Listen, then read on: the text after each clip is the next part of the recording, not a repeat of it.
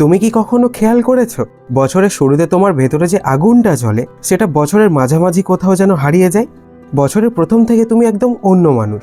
নতুন খাতা, নতুন পেন, মোবাইলের ওয়ালপেপারেও লেখা থাকে দিস ইজ মাই ইয়ার। আর তুমি মনে মনে হিসেব করে ফেলো এই বছর 90% নাম্বার তুলেই ছাড়বো। কিন্তু ক্যালেন্ডারের পাতাগুলো উল্টাতে উল্টাতে হঠাৎ দেখো ফাইনাল এক্সাম দরজায় ঠক ঠক করে কড়া নাড়ছে, আর তোমার সিলেবাস এখনো পাহাড় হয়ে পড়ে আছে। এবার প্রশ্ন হলো, প্রতি বছর কি আমরা সত্যিই কম চেষ্টা করি, নাকি আমরা ভুল পথে চেষ্টা করি? আজ আমি তোমাকে আরেকটা মোটিভেশনাল বক্তৃতা দিতে আসিনি। আজ আমরা এমন একটা সিস্টেম বানাবো যেটা তোমাকে চাপে ফেলবে না, কিন্তু ধীরে ধীরে বদলে দেবে। এই ভিডিওটা পুরোটা তুমি যদি মন দিয়ে শোনো তাহলে হয়তো এই সালটা তোমার জন্য সত্যিই আলাদা হতে পারে। তাই একেবারে খাতা কলম নাও, ঠিক যেমন স্কুলে টিচারদের কথা শুনে খাতায় নোট করো তেমনই নোট করে নাও, কারণ এটা শুধু একটা ভিডিও না, এটা তোমার একটা রিস্টার্ট বাটন। তো rule 1, the 3 layer focus system. আমরা সবাই একটা ভুল করি, ভাবি আজ 4-5 ঘন্টা পড়বো, তারপর 20 মিনিট পরেই মন চলে যায় অন্যদিকে। কারণ আমরা সময় দিয়ে লক্ষ্য ঠিক করি, কিন্তু আমাদের ব্রেন সময় দিয়ে কাজ করে না, ব্রেন কাজ করে মনোযোগের স্তর দিয়ে। তাই আজ থেকে তুমি এই 3 লেয়ার ফোকাস সিস্টেম ব্যবহার করবে। Layer 1, entry focus, 15 minute.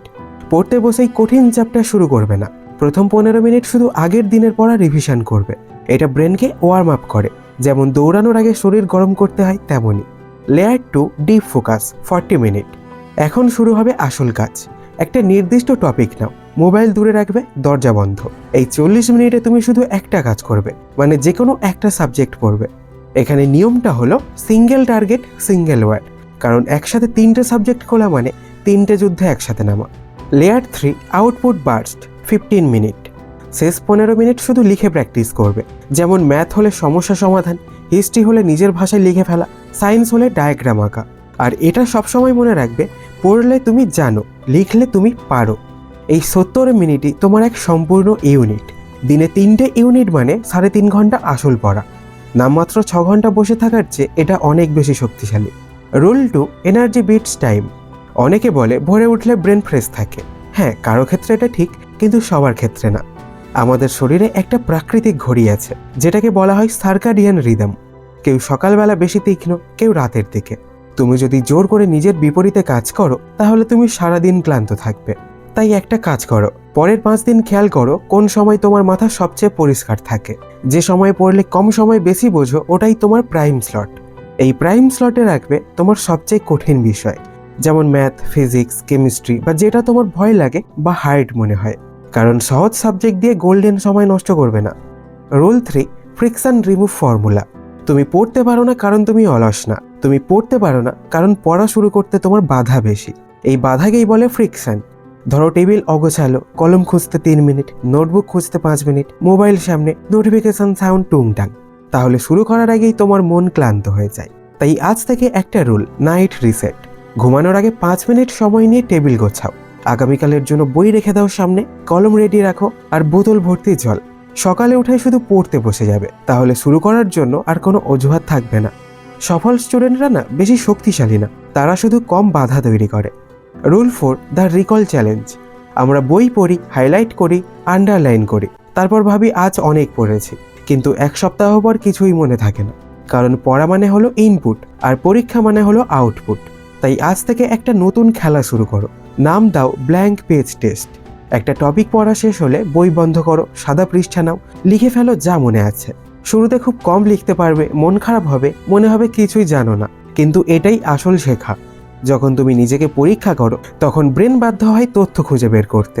এই খোঁজার প্রক্রিয়ায় স্মৃতি শক্ত করে। তাই প্রতিদিন অন্তত 30 মিনিট শুধু এই সেলফ টেস্টের জন্য রাখো। নাম্বার 5, দ্য 1% ইমপ্রুভমেন্ট ল। তুমি যদি ভাবো আগামীকাল থেকে আমি 12 ঘন্টা পড়বো, তাহলে তুমি 3 দিনের মধ্যে ভেঙে পড়বে।